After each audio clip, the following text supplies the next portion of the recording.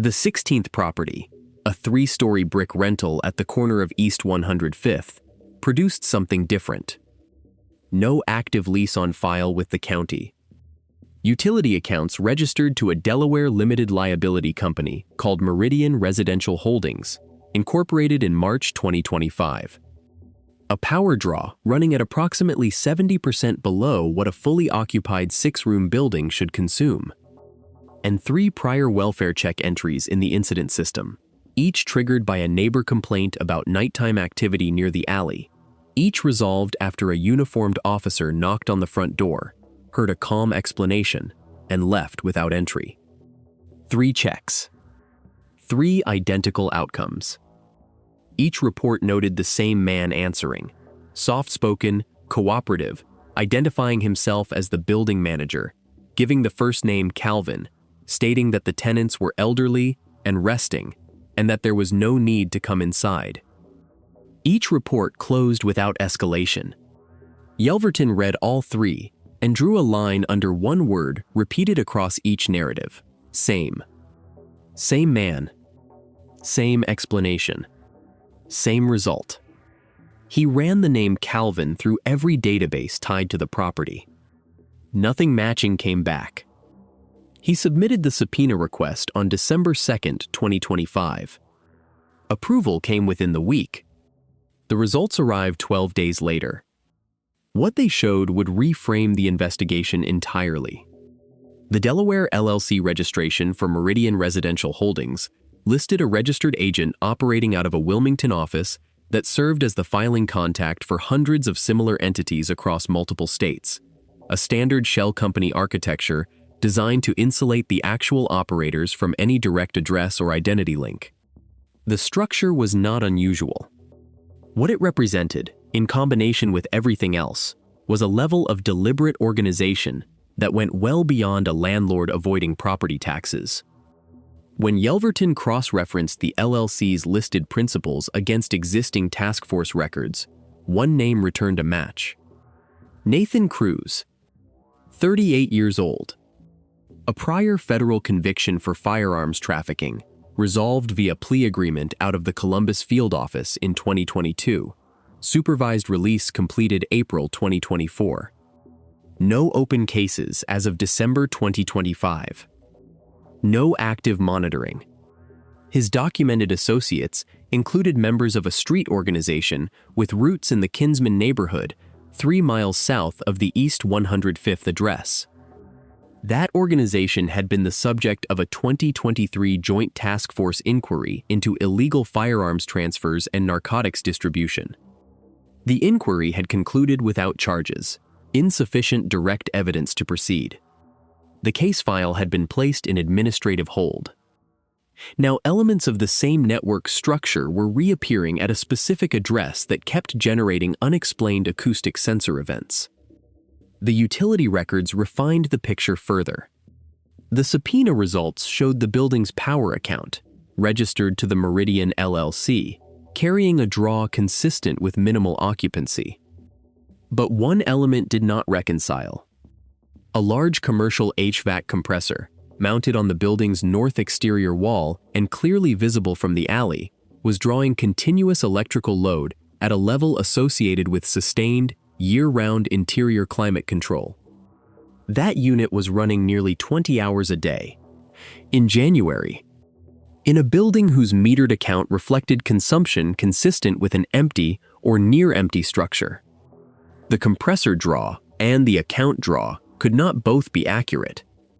Either the compressor was pulling power through a circuit that bypassed the metered line, or the building contained a space that required controlled temperature around the clock, and that space was not reflected anywhere in any record. Yelverton pulled the original contractor filing from 2018, when the building's electrical service had been upgraded. The filing included an interior panel layout, fuse box placement on the north interior wall, first floor rear, laundry room. The laundry room. North wall. The exact exterior face on which the commercial compressor was mounted. He wrote up his findings and submitted them to his task force supervisor on January 17, 2026. He flagged it as a possible interior structural modification, a concealed space added after the 2018 filing, at the location that corresponded to the HVAC anomaly. The supervisor read it. Requested an FBI consult. The FBI Cleveland field office opened a preliminary inquiry that afternoon. Federal resources accelerated the inquiry. Aerial surveillance of the East 105th property began within 24 hours of the FBI consult. License plate readers activated on 3 nearby intersections. A financial records subpoena to Meridian Residential Holdings was filed with the Delaware courts. But the central problem had not moved. Investigators had a building they believed was concealing something wrong, a network they believed was operating inside it, and still no mechanism to satisfy the probable cause standard a federal magistrate would require. The LLC structure was suspicious. The HVAC anomaly was suggestive. The construction discrepancy was interesting. None of it, individually or together, crossed the threshold. The case was close. It was not there. What moved it happened at 11:22 a.m. on January 19, 2026, in the alley behind East 105th Street. And it came from a person with no knowledge of any of the above. Dennis Prasko had worked meter routes for Cleveland Public Power for 9 years. He understood his territory, the way field workers understand any route run repeatedly, by rhythm, by expectation, by the minor deviation that doesn't match what the pattern predicts. He had been assigned the East 105th corridor 2 weeks earlier as a rotation adjustment when a colleague went on medical leave. He did not know the building's history. He did not know it was under federal surveillance. He had no reason to treat it differently from any other address on the block.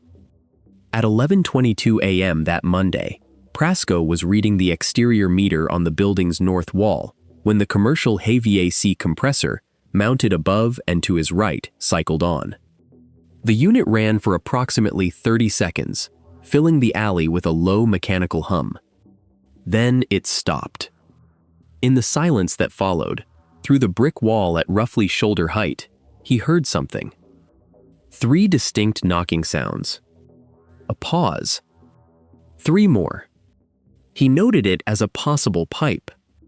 He logged his reading and moved to the next address on the route. He made it half a block before he stopped walking. What brought him back was not a conclusion. It was a question he had not yet articulated, but could not set aside. Pipes knocked from thermal expansion or water hammer.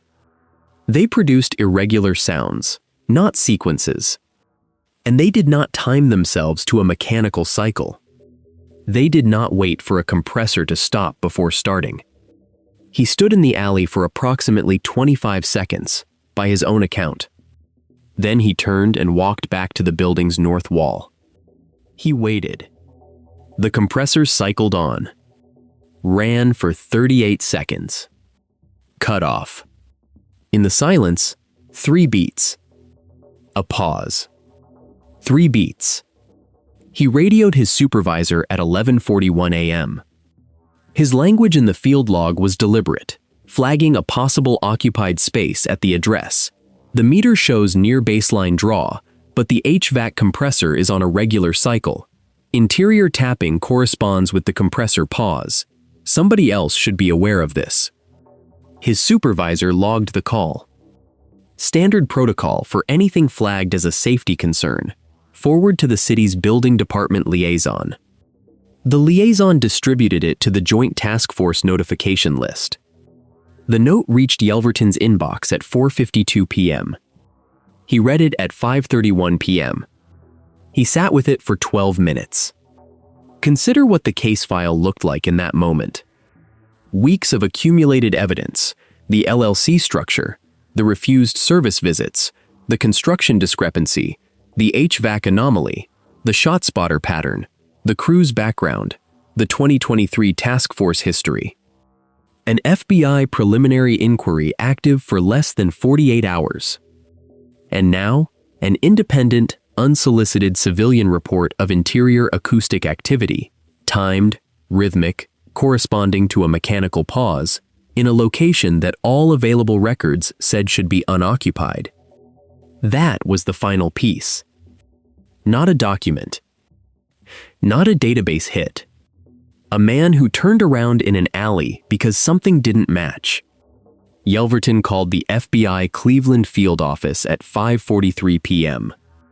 Special Agent Claire Osei took the call. She pulled the warrant application together in 6 hours.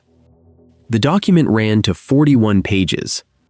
It incorporated the complete utility analysis, the construction plan discrepancy, the Meridian LLC registration and financial structure, Cruz's prior conviction record, the 7 refused utility service visits, the ShotSpotter activation data across all 6 events, and Prasco's field statement verbatim. A federal magistrate reviewed the application and signed the warrant at 2:19 a.m. on January 20th, 2026. Tactical briefing began at 3:15 a.m. Here is something that did not make the public filings and is worth addressing directly. The working theory in that briefing room, drawn from Cruz's prior firearms conviction, the Kinsman Network's documented activity, and the HVAC anomaly, was a storage cache. Contraband. Rifles, possibly narcotics, possibly financial documentation tied to the broader operation. The probable cause statement described the HVAC pattern as consistent with sustained storage of temperature-sensitive material. The warrant authorized search for firearms, controlled substances, electronic devices, and financial records. Nobody in that room, reviewing the same 41 pages, had projected 14 people. The word occupied appeared in Prasco's statement. Yelverton had noted it. The briefing included an instruction to treat interior personnel as possible and proceed accordingly. But the scale, 14 individuals, held in a windowless room, the earliest for over 2 months, was not an outcome the evidence had pointed to clearly enough for anyone to specifically anticipate. The systems that identified this building, the acoustic sensor network, the utility subpoena, the construction records, the preliminary FBI inquiry, worked correctly. They built a solid, legally sufficient case. And when the wall opened at 5:06 a.m., none of them had predicted what was on the other side. That gap between what institutional evidence can demonstrate and what is actually happening inside a sealed space is not an indictment of the investigation. It is a description of what exterior systems, however well designed, cannot do. They can map what is visible. They cannot reach through walls. Before the raid, the question that the federal decision chain was not designed to answer quickly.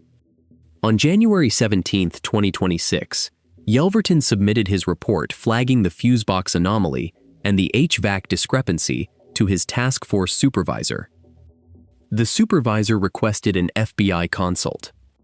The FBI opened a preliminary inquiry. All of it moved as fast as the institutional framework allowed. It was also 48 hours. The legal reasoning behind that gap was sound. State-level resources could not compel a federal search warrant on the evidence as it existed on January 17th. The LLC structure and the HVAC anomaly were suspicious, but not sufficient to satisfy the probable cause standard.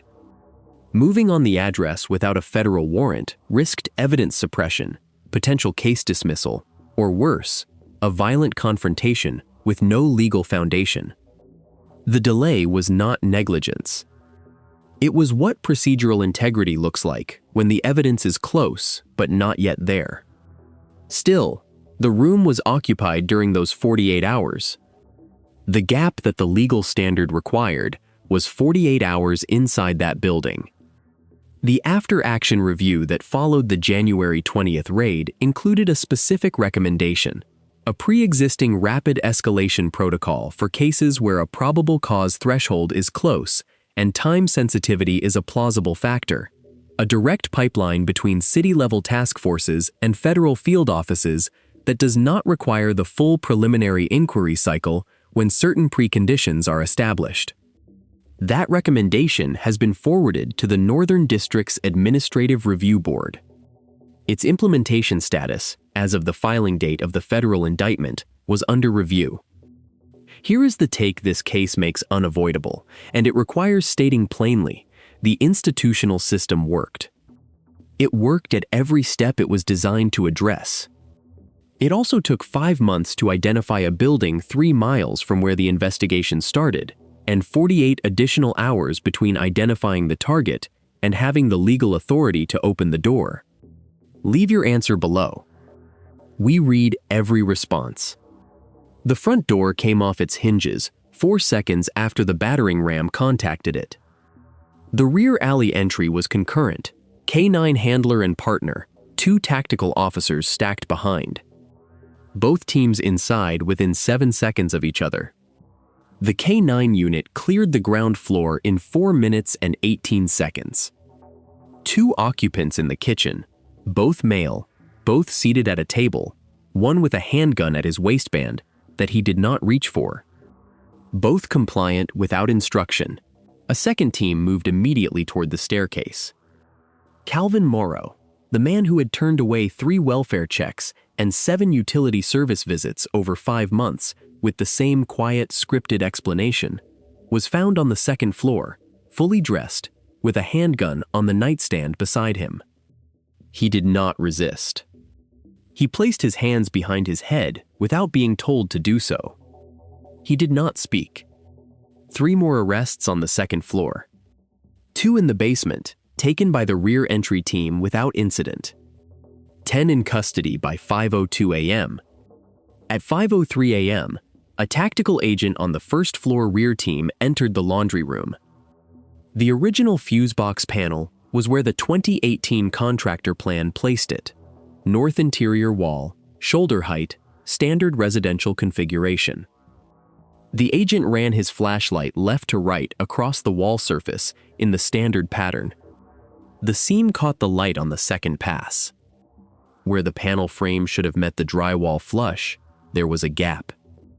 3 millimeters, running vertically from the top of the frame to the floor. Right side, the same gap, the same width. The agent placed a gloved hand against the right side of the frame and applied pressure. The panel shifted. He called it over the radio. Possible concealed room, 1st floor rear, need a 2nd unit. 2 additional agents reached him in under 90 seconds. One applied lateral pressure to the right panel frame. A magnetic latch released with an audible click. The entire section, frame, cover plate, breaker block, swung inward on concealed hinges. Behind it, a room 11 feet by 14 feet. No windows. A single ventilation duct running into the building's HVAC return, the same compressor that had been logging 20 hours of daily draw since at least November. 8 cots along 2 walls, double stacked. Cases of bottled water on the concrete floor. A bare incandescent bulb on a pull chain. And 14 young women, the oldest 27, none younger than 22, who had not been outside that room in weeks. The 4 who had been missing longest had been reported from their home communities before Thanksgiving. Several were standing. 2 were against the far wall. None moved for approximately 15 seconds after the panel swung open. The first agent through the opening identified himself clearly and without escalation. FBI, federal agents. You are safe. Medical units are staged nearby. 5:06 a.m. The paramedic teams staged 2 blocks east had been in position since 3:45 a.m. They were on East 105th at 5:28 a.m. 6 Cleveland EMS units in total. All 14 women were transferred to medical care within 60 minutes of the false wall opening. All were alive. All required immediate evaluation. The rescue, from the moment the magnetic latch released to the moment the last woman was transferred to medical personnel, took 22 minutes. The second false panel was located at 5:17 a.m. In the adjoining pantry, accessible from the kitchen, behind a section of built-in shelving that swung on the same hinged, magnetically latched mechanism as the fuse box panel. Behind it, 28 rifles. A mix of AR-pattern semi-automatic long guns and older bolt-action military surplus stock, all nested in cut factory foam inserts, all with obliterated or absent serial markings. 3 burner phones, all actively receiving calls at the moment of discovery. A laminated document, single-spaced, formatted with times, dates, and what were labeled as shift change designations, laid flat on top of the weapons layer. The agent who photographed the schedule recognized the time columns within 2 minutes. They matched the ShotSpotter activation windows exactly. All 6 of them.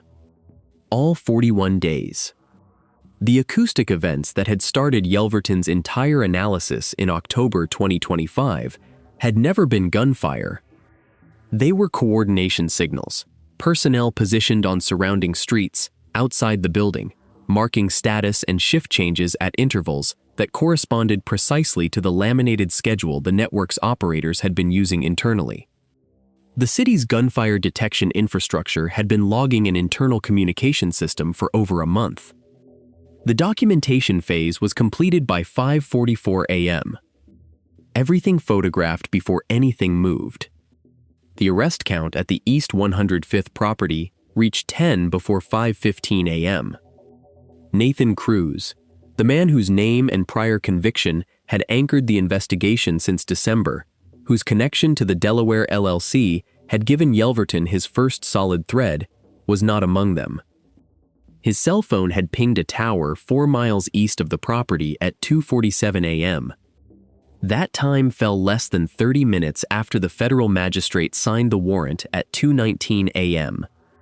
Whether that represented an informational leak, a routine security protocol the network maintained independently of specific threat intelligence, or a coincidence that the timing made look significant, federal investigators could not immediately determine.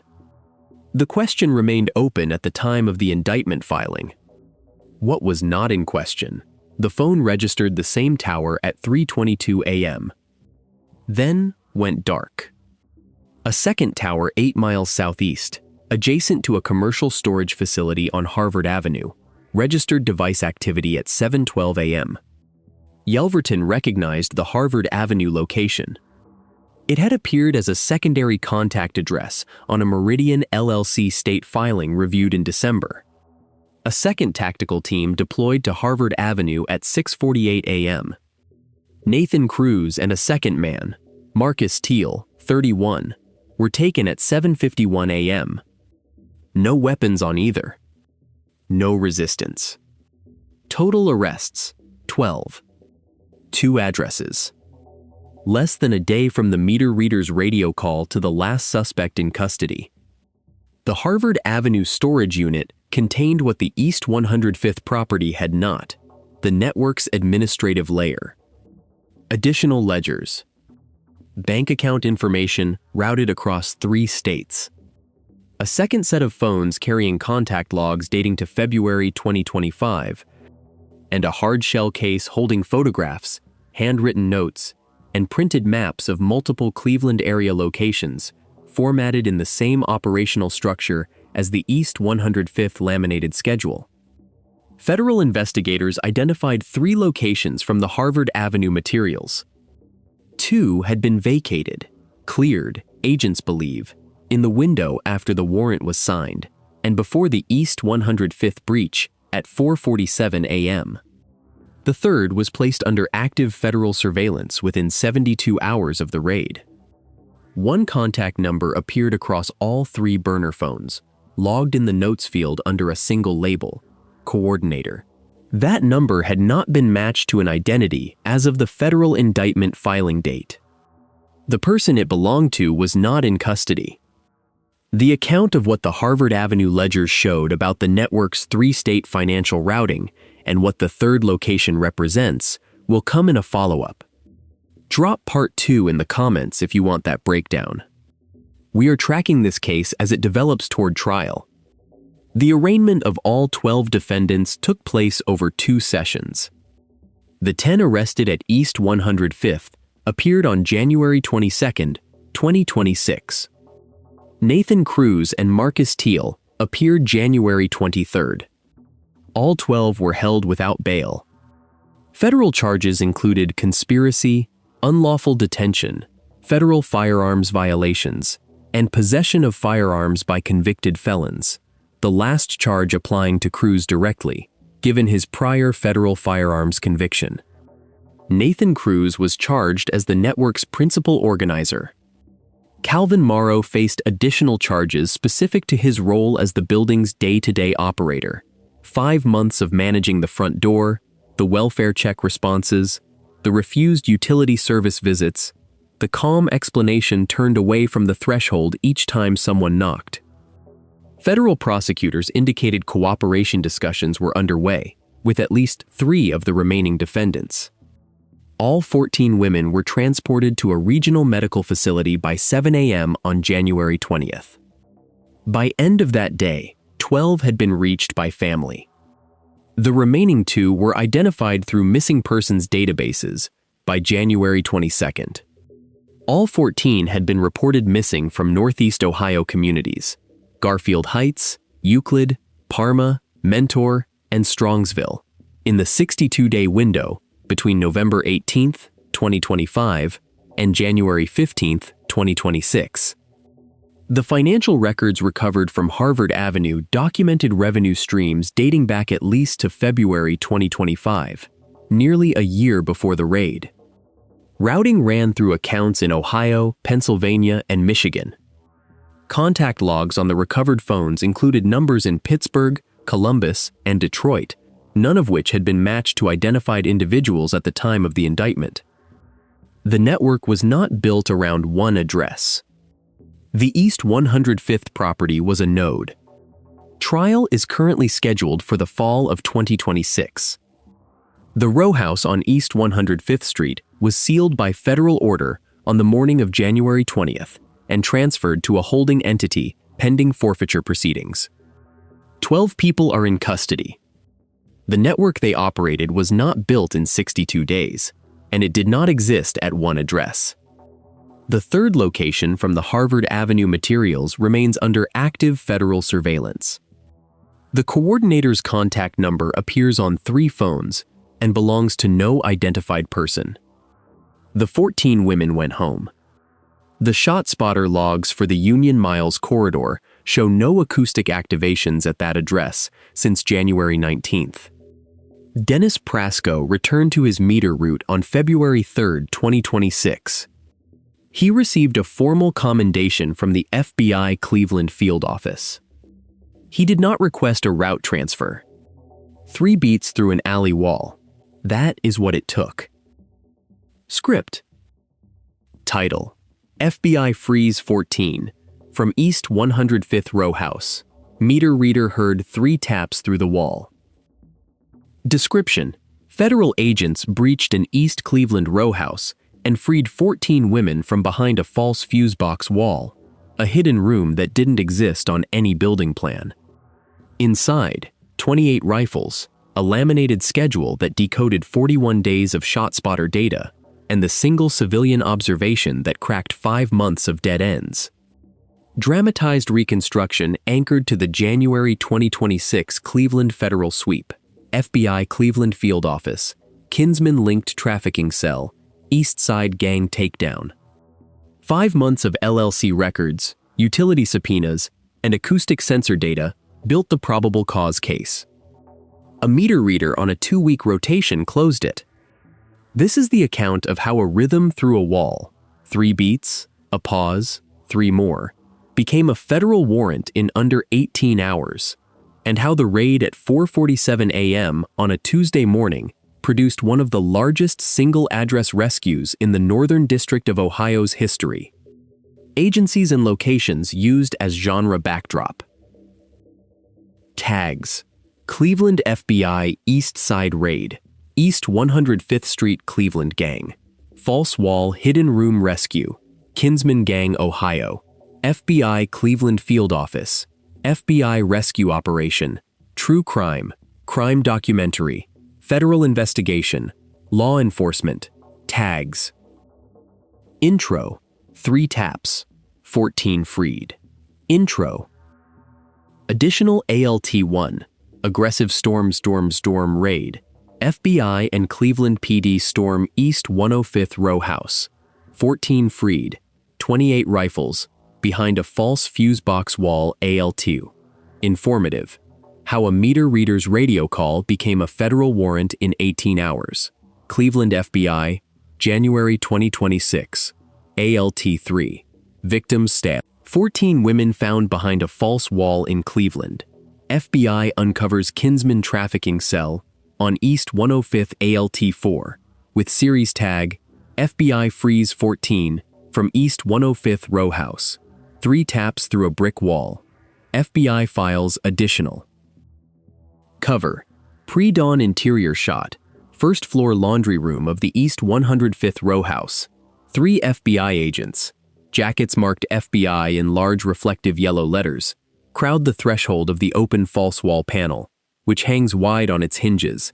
The seam and magnetic latch hardware still visible at the right edge. 2 agents shine tactical flashlights into the revealed room beyond, the beams catching the stacked cots and cases of water bottles in harsh white light. A 3rd agent kneels at the threshold, gloved hand examining the magnetic latch mechanism on the swung open panel door, the concealed fuse box cover plate visible from behind, breaker block still attached.